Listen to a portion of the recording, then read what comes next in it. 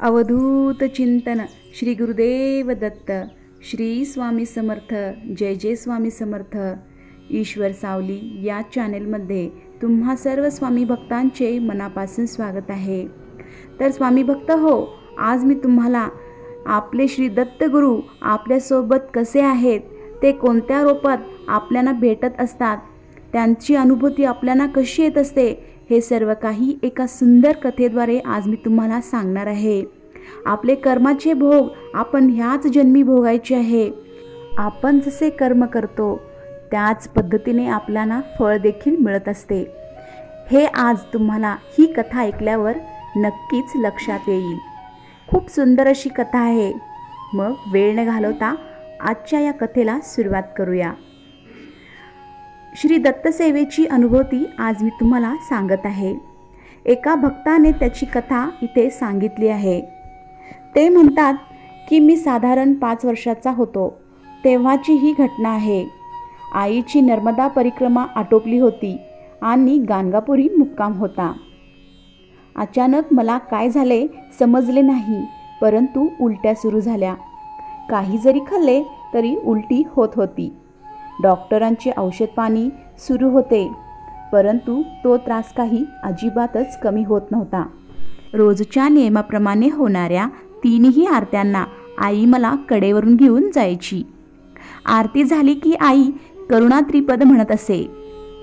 दिवसेंदिवस माझी तब्येत खूप खालावत चालली होती. आईने श्री दत्तात्रयांना आळवणी केली. अचानक दुपारी 3:30च्या सुमारास मंदिरातून पुजारी आले. त्यांच्या हातात चांदीच्या ताटामध्ये नैवेद्य होते. त्या पुजाऱ्यांनी विचारले, इथे बसल्यापैकी कुणाचे लहान मूल आजारी आहे का? श्री गुरु महाराजांनी आज्ञा केली आहे, ताट त्या लहान मुलास द्यावे. धर्मशाळेतील लोकांनी माझ्याबद्दल सांगितले. तेव्हा पुजाऱ्यांनी ताट आईस दिले आणि आईस म्हणाले की हा 12 वाजता नैवेद्य दाखवला गेला आहे, तो आत्ताच उचलला गेला. त्यावेळी श्री गुरूंनी तुमच्या मुलासाठी हा नैवेद्य देण्याचा आदेश दिला आहे. हे त्यास खाऊ घाला आणि नंतर हे ताट आमच्या घरी पोहोचते करा. पुजारी आईस म्हणाले, 10 नंबरच्या पेढ्याच्या दुकानामागे आमचे घर आहे, तिथे हे ताट तुम्ही आणून द्या. आणि पुजारी असे म्हणून तिथून निघून गेले. मग आईने ताट उघडले. त्यात केशरी भात होता. तो थोडासा खाल्लेला होता. बाकी मात्र अन्न जसेच्या तसेच होते. मग आई त्यातील प्रसाद मला खाऊ घालायला लागली व प्रसाद खाऊन झाल्यावर आईने ते ताट वाट्या स्वच्छ धुवून परत करण्यासाठी गेली.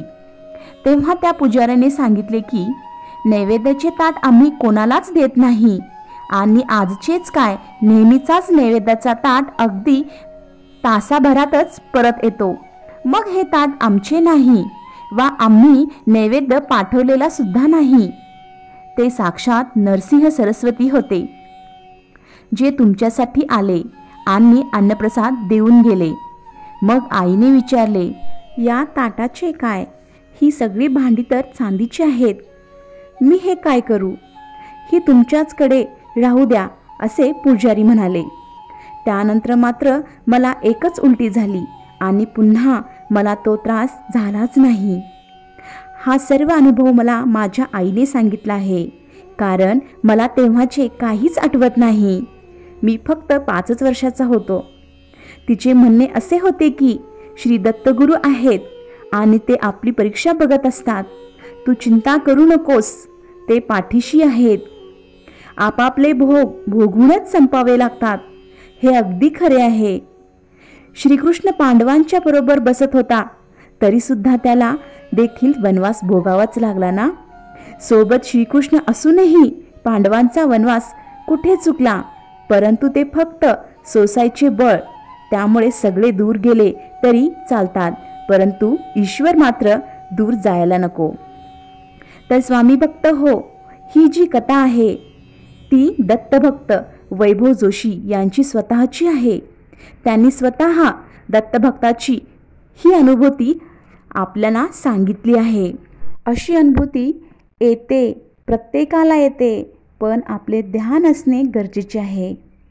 त्यामुळे स्वामी भक्त हो, या कथेचा सार एवढाच आहे या कथेचा उद्देश एवढाच आहे की आपण कर्म खूप चांगले केले पाहिजे, म्हणजे गुरुदत्त आपल्याला आयुष्यभर सांभाळणार आहेत हेच या कथेतून सिद्ध होते। त्या मुलाच्या आईने खूप चांगले कर्म केले होते आणि त्या आईचे कर्माचे फळ त्या मुलास लाभले, हीच या कथेतून आज आपल्याला माहिती मिळते। म्हणून आपले काम आपण प्रामाणिक करत राहावे। शेवटी श्री स्वामी समर्थ महाराज नेहमीच सांगत असतात, तू तुझे काम प्रामाणिक कर, अगदी वाहत्या पाण्यासारखं कर। जो तुझ्यातला वाईटचा कचरा आहे ना, तो त्या पाण्याबरोबर आपोआपच कडेला लागतो। तर स्वामी भक्त हो, आजची ही कथा तुम्हाला खूप आवडली असेल अशी मी आशा व्यक्त करते। आणि तुम्हाला ही कथा जर आवडली असेल तर मला नक्कीच कमेंट करून कळवा। तर पुन्हा भेटूयात एका नवीन स्वामी विचारामध्ये, एका नवीन व्हिडिओमध्ये। तोपर्यंत सर्वांना श्री स्वामी समर्थ, जय जय स्वामी समर्थ, अवधूत चिंतन, श्री गुरुदेव दत्त।